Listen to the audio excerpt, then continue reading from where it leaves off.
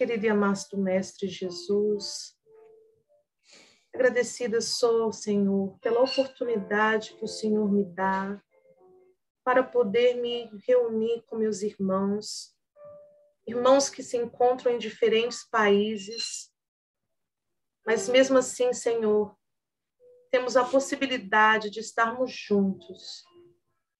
Nessa noite iremos estar estudando a obra O Nosso Lar. Que, Senhor, o estudo seja proveitoso, que possamos abrir nossa mente, os nossos corações para os ensinamentos que o Senhor nos traz. Muitas são as oportunidades, Senhor, para podermos nos unir a Ti, nos aproximarmos de Ti. Junte-se a nós. Junte-se a nós, meu Mestre, com essa oferta carinhosa, que nós possamos, Senhor, também agradecer a oportunidade de estar levando esse estudo a mais mentes, mais corações.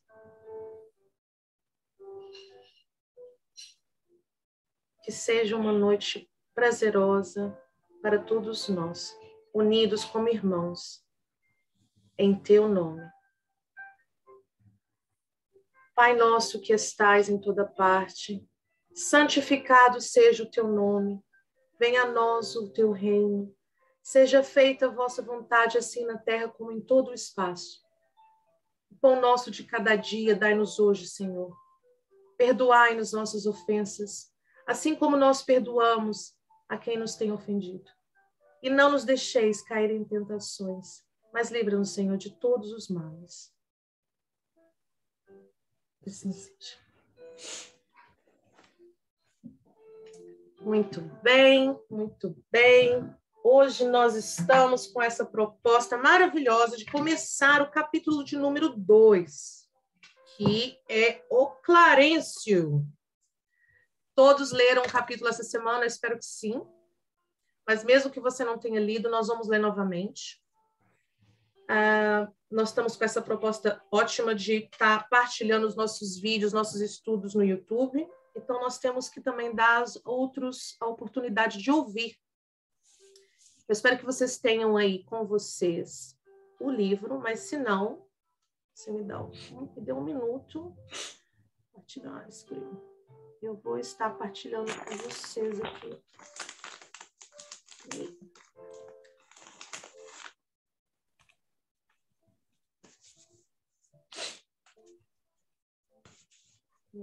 Peraí. Aí. Vocês conseguem ver o que eu estou vendo? Yes. Ótimo. Então, vamos lá começar a leitura. Clarencio. Suicida, criminoso, infame. Gritos assim cercavam-me de todos os lados, onde os sicários de coração empedernido, ou seja, de onde viriam esses malfeitores de coração de pedra? É o que ele quis dizer. Por vezes, enxergava-os de relance, escorregadios na treva espessa. E quando meu desespero atingia o auge, atacava-os, mobilizando extremas energias. Em vão, porém, esmurrava o ar nos paroxismos da cólera. Mudando aqui. O que ele queria dizer seria, ele esmurrava no ar, no auge da sua ira.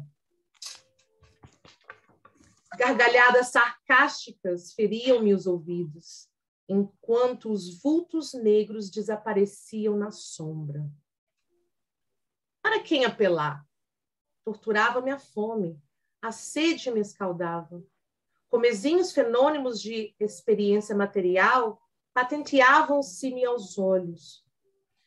Ou seja, ele quis dizer eventos comuns da experiência material que se revelavam aos olhos dele. Crescera minha barba. A roupa começava a romper-se com os esforços da resistência na região desconhecida.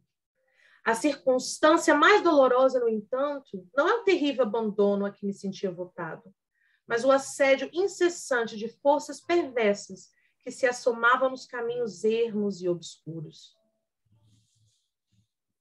Irritavam-me, aniquilavam-me a possibilidade de concatenear ideias, ou seja, destruírem a possibilidade de reunir ou unir essas ideias. Desejava ponderar maduramente a situação, esquadrinhar razões, estabelecer novas diretrizes ao pensamento. Mas aquelas vozes, aqueles lamentos misturados de acusações nominais, desnorteavam-me irremediavelmente. Que buscas, infeliz? Aonde vais, suicida? Tais objurgatórias, ou seja, tais censuras, tais condenações, incessantemente repetidas, perturbavam o meu coração. Infeliz, sim, mas suicida, nunca. Essas increpações, ao meu ver, não eram precedentes. Eu havia deixado o corpo físico a contagosto. Recordava meu porfiado duelo com a morte. Ainda julgava ouvir os últimos pareceres médicos anunciados na casa de saúde. Estou trocando aqui. Lembrava a assistência desvelada que tivera, os curativos dolorosos que experimentara nos dias longos que se seguiam à delicada operação dos intestinos. Sentia, no curso dessas reminiscências, o contato do termômetro, o pique desagradável da agulha de injeções e, por fim, a última precedera o grande sono. Minha esposa, ainda jovem, e os 3 filhos contemplando-me no terror da eterna separação. Depois, o despertar na paisagem úmida e escura e a grande caminhada que parecia sem fim. Por que a pecha de suicídio? Quando fora compelido a abandonar a casa, a família e o doce convívio dos meus. Os homens mais fortes conhecerá limites à resistência emocional. Firme e resoluto, a princípio, comecei a entregar-me a longos períodos de desânimo. E longe de prosseguir da fortaleza moral, por ignorar o próprio fim, senti que as lágrimas longamente represadas visitavam-me com mais frequências, extravassando do coração. André se sentia, a princípio, firme, determinado a essa altura. Mas depois de algum tempo, ele passou a desanimar, a se entregar completamente a um desânimo. Ele disse: comecei a entregar-me a longos períodos de desânimo. Ele não conseguia prosseguir em fortaleza moral ou ganhar estímulos, pois ele não sabia se algum dia ele sairia de onde ele estava. A questão de ser chamado de suicida, nós iremos ver mais à frente, iremos entender sobre o assunto e ao que se referem as acusações. E ele então percebeu que começou a chorar com mais frequência, quando ele diz: lágrimas longamente represadas visitavam-me com mais frequência, extravassando do coração. Então, eu acho que ele, aos poucos, ele começou a se autoavaliar e, aos pouquinhos, a abrir o próprio coração. Continuando, a quem recorrer? O maior que fosse a cultura intelectual trazida do mundo, não poderia alterar agora a realidade da vida. Meus conhecimentos, ante o infinito, semelhavam-se a pequenas bolhas de sabão levadas ao vento impetuoso que transformava as paisagens. Eu era alguma coisa que o tufão da verdade carreava para muito longe. Entretanto, a situação não modificava a outra realidade do meu ser essencial. Perguntando a mim mesmo se não enlouquecera, encontrava-me a consciência vigilante, esclarecendo-me que continuava a ser eu mesmo, com o sentimento e cultura colhidos na experiência material. Explicando. André se pergunta, a quem recorrer? Sendo ele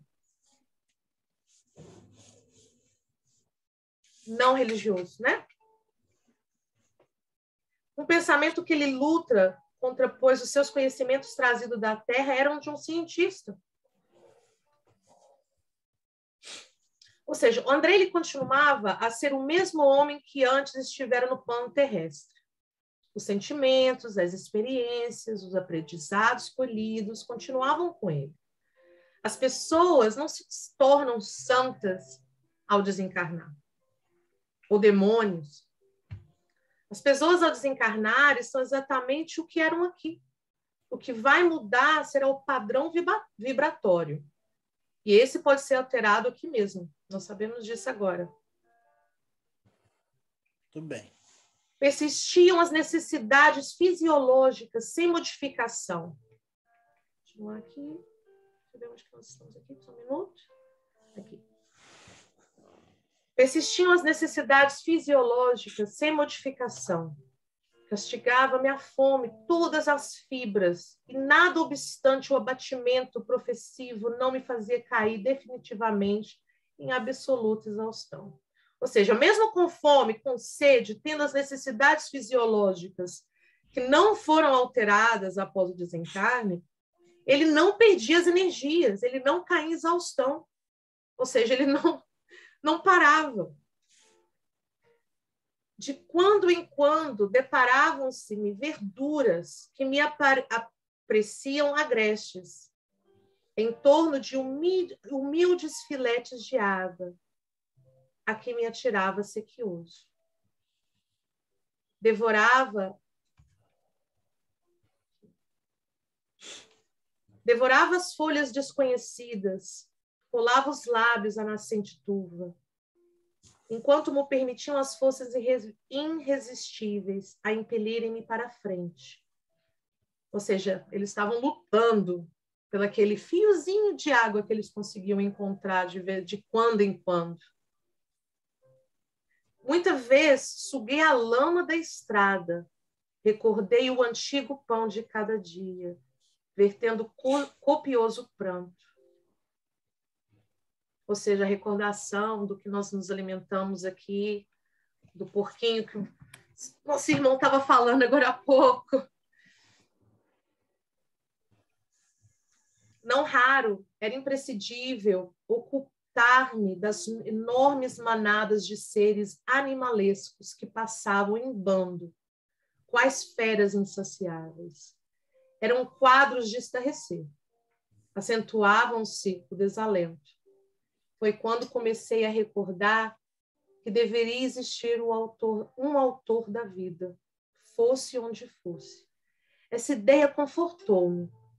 Eu, que detestara as religiões no mundo, experimentava agora a necessidade de conforto místico. Médico extremamente arraigado ao negativismo da minha geração, impunha-se-me atitude renovadora. Tornava-se imprescindível confessar a falência do amor próprio, a que me consagrara orgulhoso. Foi quando André começou, então, a se perguntar será que Deus existe?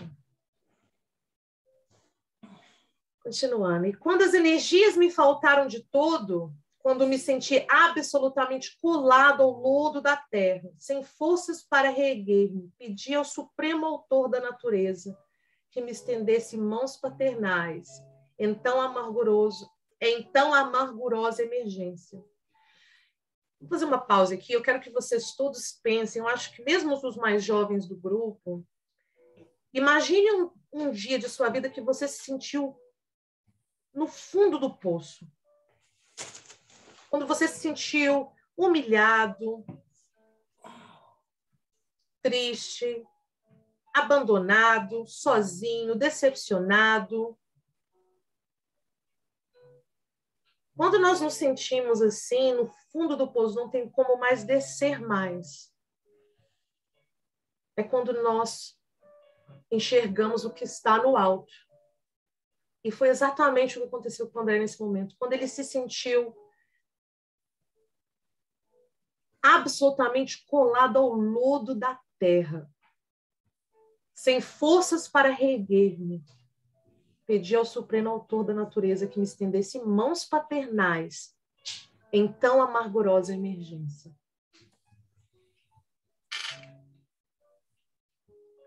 Quanto tempo durou a rogativa?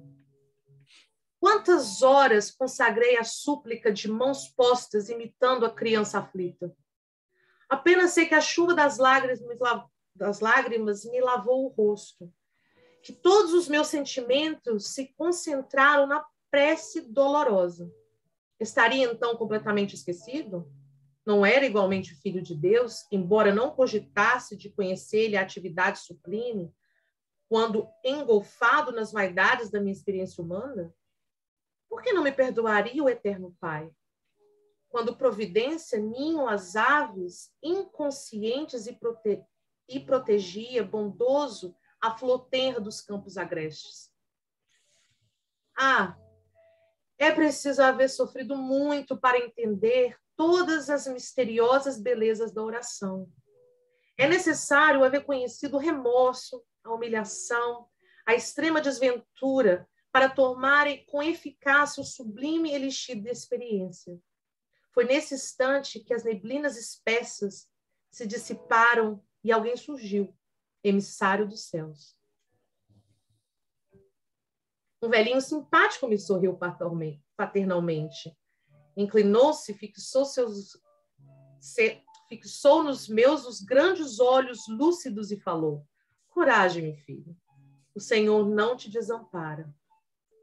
Amargurado pranto banhava-me a alma toda. Emocionado, quis traduzir meu júbilo, comentar a consolação que me chegava, mas reunindo todas as forças que me restavam, pude apenas inquirir: quem sois, generoso emissário de Deus?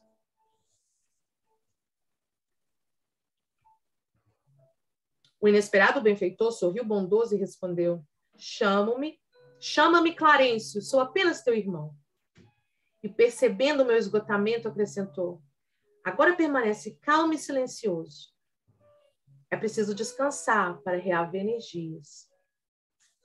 Em seguida, chamou 2 companheiros que guardavam atitude de servos desvelados e ordenou: prestemos ao nosso amigo socorros de emergência. Alvo lençol foi estendido ali mesmo, à guisa de maca improvisada, aprestando-se ambos cooperadores a transportarem-me generosamente. Quando me alcançavam cuidadosos, Clarencio meditou um instante e esclareceu, como quem recorda inadiável obrigação: vamos sem demora, preciso atingir nosso lar com a presteza possível.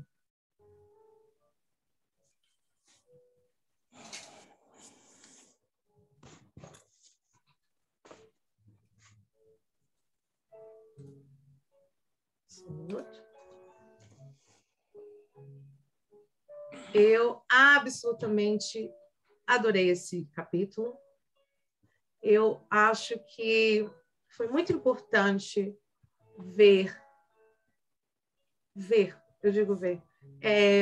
saber de André como ele se sentiu, como ele se sentia. Peraí que eu estou vos procurando aqui e eu vou compartilhar com vocês a minha tela outra vez.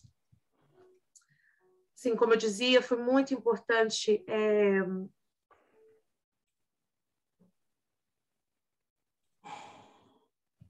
ouvir, ler de André como que ele se sentiu, porque eu não sei vocês, meus irmãos, mas eu já me senti assim, no fundo do poço.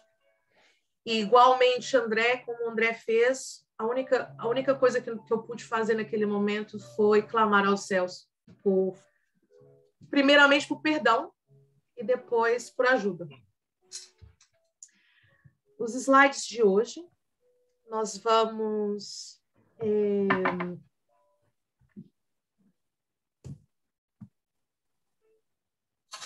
vai ser muito breve.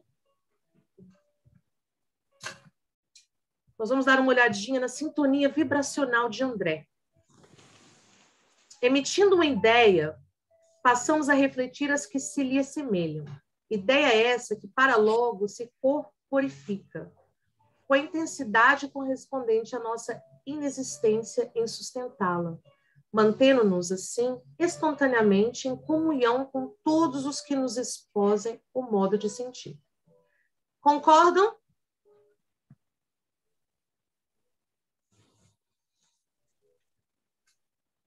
Claro que vocês vão concordar, porque vocês já estão lendo ali embaixo o que é do mecanismo da mediunidade. Mas eu quero ouvir um yes ou no, um sim ou não, se vocês concordam com o que está relatado aqui. Gente. Tem que puxar por eles, Jaqueline. Eles têm um grave problema na língua. Ah, vou ter que colocar outra pessoa para fazer o... Peraí, eu não estou conseguindo ver. Então, vamos lá, eu vou começar. Eu concordo. Você concorda? Ótimo. Concordo. Quem mais concorda? Natália? Se o encarregado concorda, nós também concordamos. Eu estava lendo outra vez para ver se eu entendia, para falar se eu concordo ou não. Ok, alguém pode me dizer, em poucas palavras, o que isso quer dizer? Bora, gente. Madalena? Madalena? É a afinidade?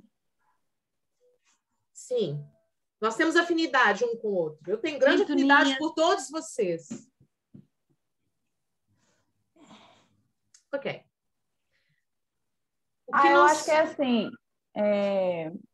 quando a gente tem muita convicção de uma ideia, é isso? Continua? Aí o estudo de terça-feira. Quando a gente tem essa convicção de ideia e a gente quer transmitir para o outro alguma coisa aí, nessa casa aí. Bom, deixa eu falar, então. Posso? Pode. Não, pode pôr. Assim, nós estudamos na terça-feira sobre os pensamentos. Uma ideia é um pensamento, né? E nós passamos a refletir essa ideia àqueles que nos assemelham. Então, aquele pensamento nosso vai fazer o quê? Vai entrar, logo se corporifica, né? Cria vida, cria corpo, cria forma, cria cheiro, tudo aquilo que a gente estuda na terça-feira. E com a intensidade, o que é a intensidade? É a força que a gente coloca para fora da nossa aura aquele pensamento, que vai corresponder à sustentação, é a prolongação da onda que a gente utiliza, né? E que vai entrar em comunhão com todos que pensam da mesma forma. Vocês lembram? Muito bem. Vocês lembram que nós vimos um vídeo sobre a densidade, que explicava sobre a densidade, que as densidades não se misturam? Então, o que isso quer dizer praticamente é onde o André estava, aqueles sons que ele ouvia, as pessoas que ele via, as sensações que ele sentia eram semelhantes com quem estava lá com ele. Até que ele, por um momento, parou e fez uma coisa muito importante. Ele fez a prece. Ao momento em que ele fez a prece sincera, vinda do coração, porque nós sabemos, eu acredito, e meu pai pode me corrigir, que Clarencio já estava lá até antes do socorro acontecer. Mas André não conseguia ver, não conseguia ouvir, porque as energias, a sintonia vibracional era diferente. Até quando o André conseguiu se vibracionar com a prece que ele fez vinda do coração, mesmo sem acreditar no Criador Supremo da natureza, ele disse, se existir um aí, me manda ajuda, mas foi tão sincero do coração, foi quando ele conseguiu se ver Clarencio. Nosso irmão Robson. É assim, é importante ver, nós estudamos as sintonias e as frequências. Você veja bem, no início, André, mesmo na baixa vibração em que ele estava, ele conseguia identificar irmãos que o acusavam. E, na maior parte das vezes, não ouviam. E Clarencio já andava ali, a pedido da mãe de André, quase tanto pelo mesmo tempo em que ele ficou retido no umbral. E, a partir desse momento, não que André elevou o padrão vibratório ou que Clarencio baixou o seu padrão vibratório para que os dois pudessem se encontrar. Não. Nós temos que observar aí que o necessitado pediu auxílio e o auxiliador pôde prestar esse auxílio. A frequência aí está entre necessidade sincera e auxílio prestimoso. Então, nunca André, naquela situação, poderia se igualar ao padrão vibratório de Clarencio, né? Mas a necessidade, a prece, foi o elo de ligação entre os dois, não é? Então, nós temos que ver aí que esse padrão vibratório não foi André que elevou, nem Clarencio que rebaixou. Foi o necessitado e aquele que presta o auxílio.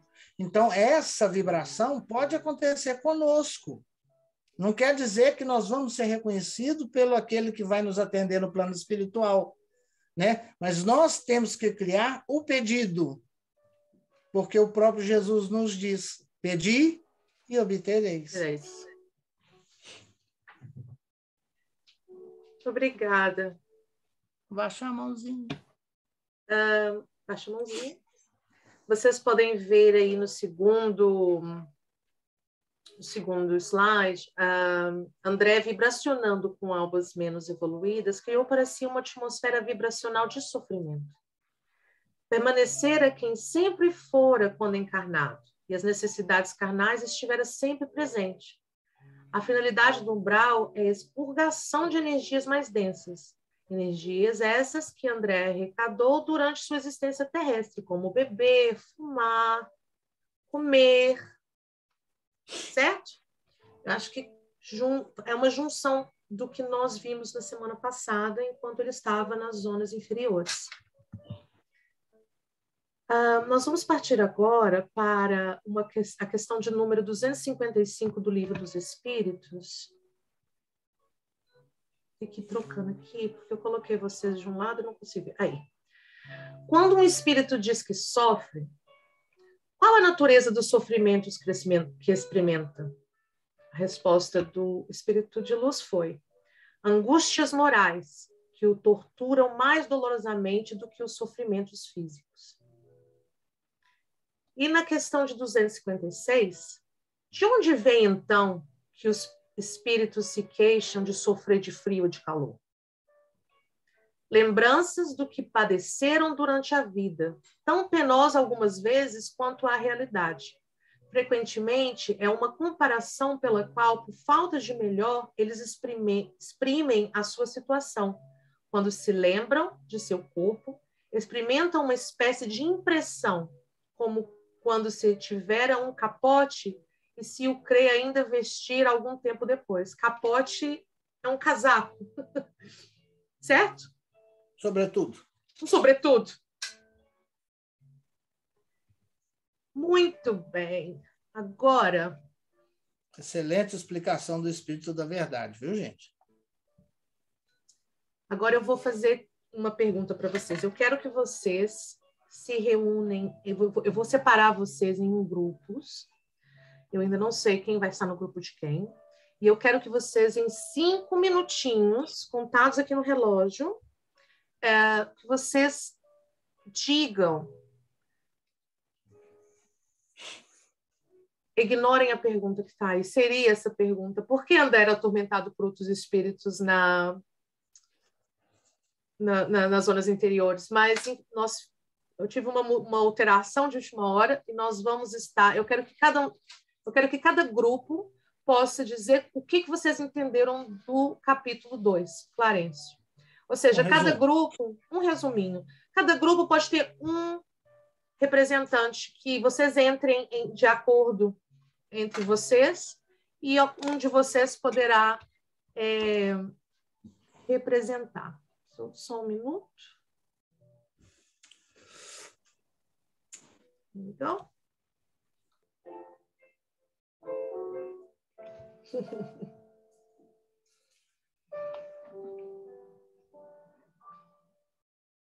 Muito bem, vamos lá. Eu vou dar início, porque nós temos apenas 15 minutos.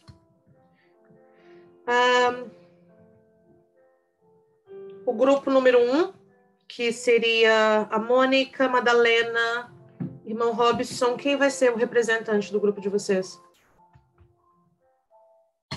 Estão todos no mudo. A Madalena. Ok, vai lá, Mada.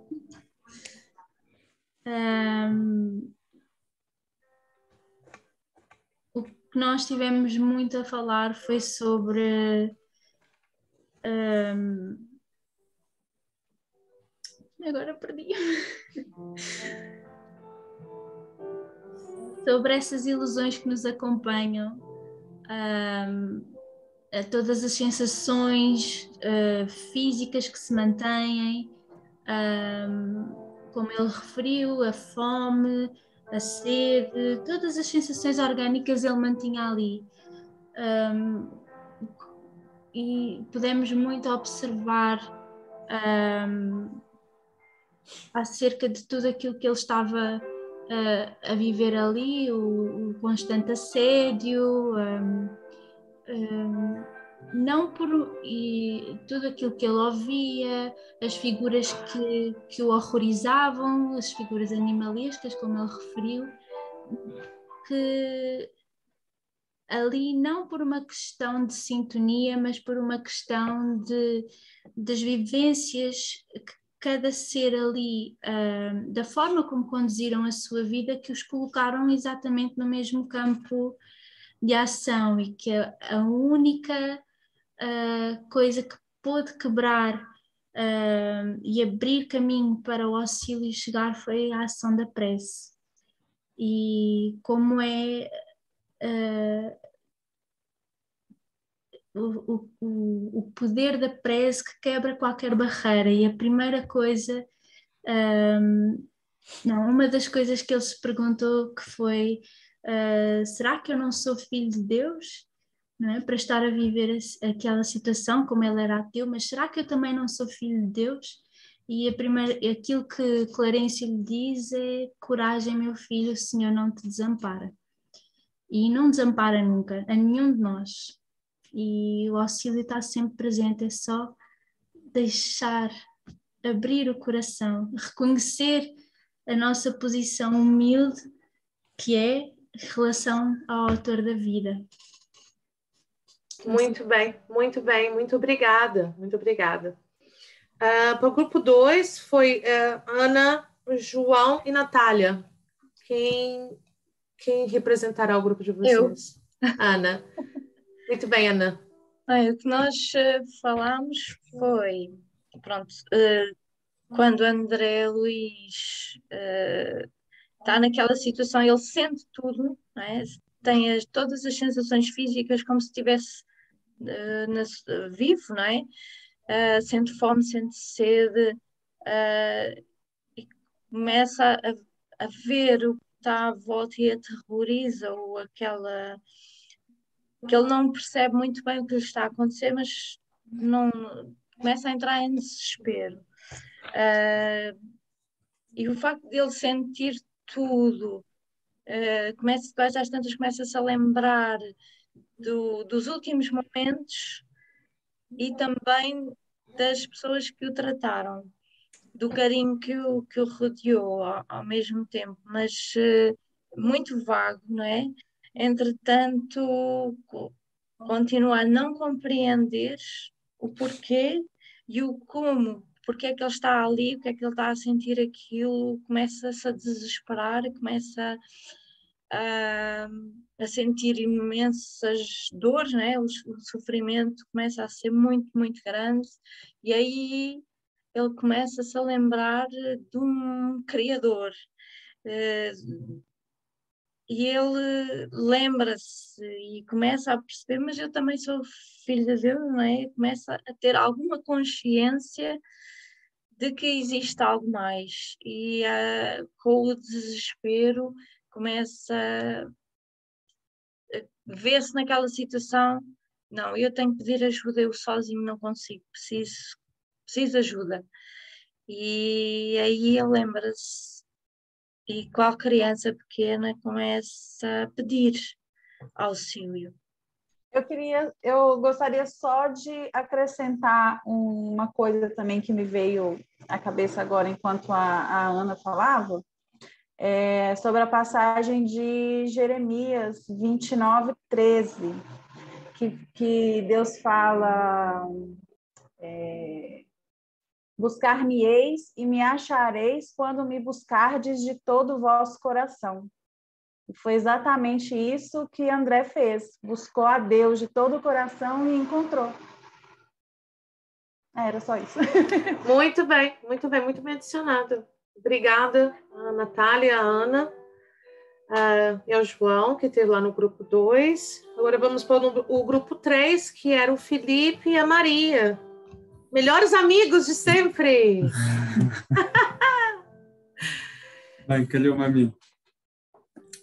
O que é que nós vimos?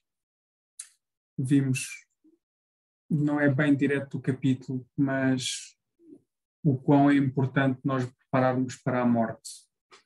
Porque, no fundo, a realidade que o André encontrou é resultado da sementeira que ele fez, a não preparação para a morte. E, no fundo, o que é que acontece? Nós, muitas vezes, andamos neste corpo e às vezes dizemos assim, eu não consigo ter percepções extrasensoriais. Mas também ele ajuda-nos a uma coisa, porque este corpo também passa a ser um isolante energético, e por ser um isolante energético não nos permite ter uma visão de 360. E quando nós desencarnamos, passamos a estar num contacto mais apurado com essa realidade. E, no fundo, é isso que o André começa a ter contacto com aquilo que foi a forma dele viver, sem estar no corpo. Depois nós ressaltamos na nossa discussão aqui que fizemos, que o André começa a ter a noção de que algo de transformação quando começa a ruir o amor próprio, o orgulho, que é de facto também uma daquelas ilusões que nos acompanha muitas vezes durante a vida na carne, porque nós achamos muitas vezes que estamos em determinada situação. E o exemplo que ele dá é claro, que é, eu era cientista, portador de um determinado conhecimento, que quando desencarnei percebi que eram meras bolas de sabão que o vento levava embora. Ou seja, perante a grandeza do Pai, perante a infinidade, a eternidade do tempo, aquele conhecimento era quase zero ou nulo para eu conseguir resolver e sair daquela situação.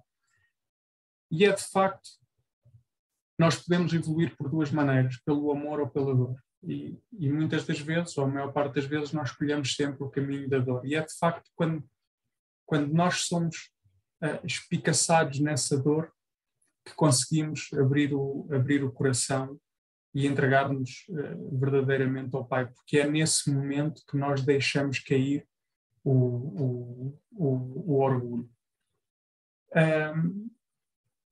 A ilusão com que ele viveu fez com que ele chegasse lá e não se reconhecesse como suicida. Porquê? Porque nós não nos reconhecemos como suicidas quando fazemos mal ao nosso organismo, seja como temos falado nas terças-feiras, quando pensamos negativamente e começamos a drenar as nossas energias, estamos também a fazer mal ao ao nosso...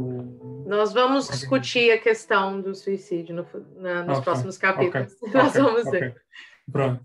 E é isso, no fundo é a tradução da inconsciência daquilo que vivemos, é a tradução na situação que o André encontrou, e que se nós próprios também não refletirmos verdadeiramente, provavelmente será o cenário que encontraremos. Muito bom, muito ótimo, obrigada. Muito bom, Felipe, muito. Mada? Eu só queria referir aqui uma pequena parte em que André Luís se refere à oração como o sublime elixir da esperança. Só isso. Muito, muito, muito bom. Olha, obrigada, Amanda. Eu acho que foi fantástica essa experiência de colocarmos em diferentes grupos para rever o capítulo, porque nos 3 grupos nós tivemos quem se apegou muito à questão dele ter usado a prece para quebrar uma barreira. Nós tivemos quem pensou muito na questão dos sentimentos do que ele teve enquanto ele estava lá. E nós tivemos outro grupo que pensou muito na importância de se preparar para a morte. Isso é um resumo bem bonito, muito bonito do capítulo. Eu acho que nós estamos indo em boa direção. Obrigada a todos. Eu vou quase terminar. Só um minuto, porque eu tenho várias coisas na minha... Nós temos aqui um versículo de Mateus 7, que é o capítulo 7, versículo 7 e 8. Peçam e será dado, busquem e encontrarão, batam e a porta será aberta, pois todo o que pede recebe, o que busca encontra, e aquele que bate, a porta será aberta. Guardem isso nos corações de vocês essa noite. Para terminar, eu irei usar da leitura de um dos poemas de Casimiro Cunha, nosso querido irmão padrinho da nossa casa de estudos em Lisboa, que é a Carta aos Enfermos. Então, eu espero que vocês ouçam com o coração. Meu amigo, eu te desejo aquela paz do Senhor, que transforma as amarguras em santas preces de amor. Nosso Pai ouve a oração. De tua grande ansiedade, como te vê no caminho, de dor e dificuldade. Espera serenamente, não obstante a aflição. Deus é um pai que não dá pedras ao filho que pede pão. Nos dias angustiados de desencanto e doença, o homem deve apurar as luzes de sua crença. Às vezes dizes chorando, socorrei-me, meu Senhor. Ai, como tardo o consolo no dia de minha dor.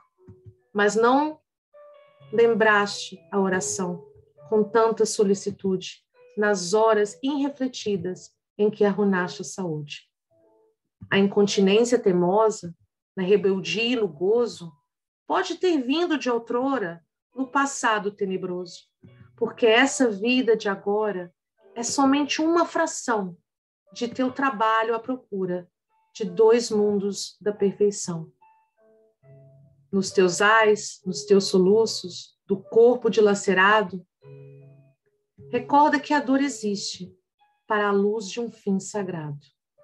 No teu mal é longo e rude, se teu mal é longo e rude, renovando-te as aflições, ele é a válvula divina que escoa as imperfeições. Se a moléstia é passageira, tem cuidado na existência. A dor física, por vezes, não passa de advertência. De qualquer forma, porém, sê paciente e sê forte, ainda que sintas contigo o argúrio triste da morte. Acima dos preparados que visam a tua cura, põe um remédio divino da fé milagrosa e pura. Abençoa, meu irmão, essa dor que te conduz da sombra espessa da terra para as bênçãos de Jesus. Com esse poema lindo que nós tivemos essa noite, eu gostaria de pedir ao nosso irmão Robson Ribeiro para fazer-nos, por favor, uma oração de encerramento. E eu espero vos ver na terça-feira para a leitura do capítulo de número 3, que será a oração coletiva. E não desliguem quando o irmão Robson terminar a oração, pois nós temos o quiz.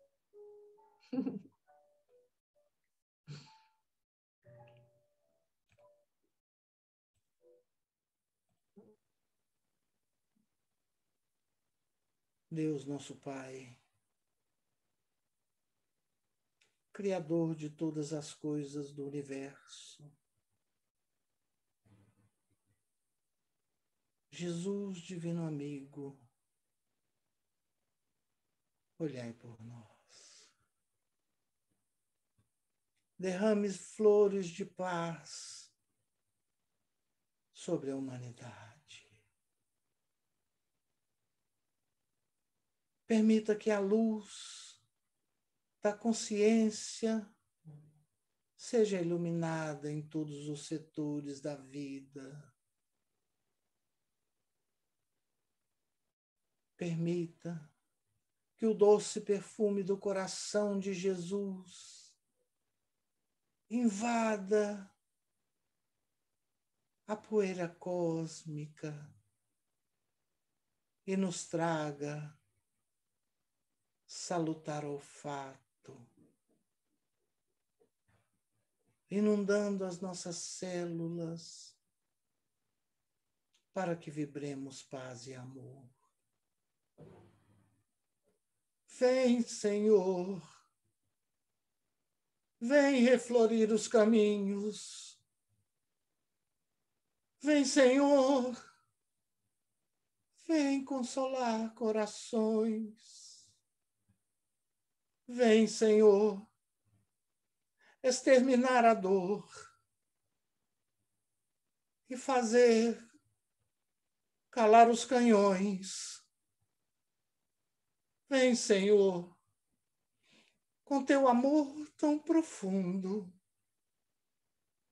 iluminar consciências e fazer feliz o mundo. Que assim seja.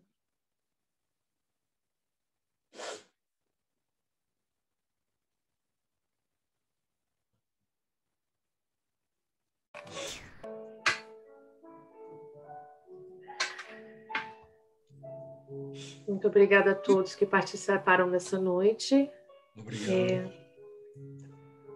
Felipe, não se vá ainda, tá bem? Eu não sei se foi quem falou, se foi João. Se foi João. João, não se vá ainda. Obrigado. Eu disse Sim, obrigado.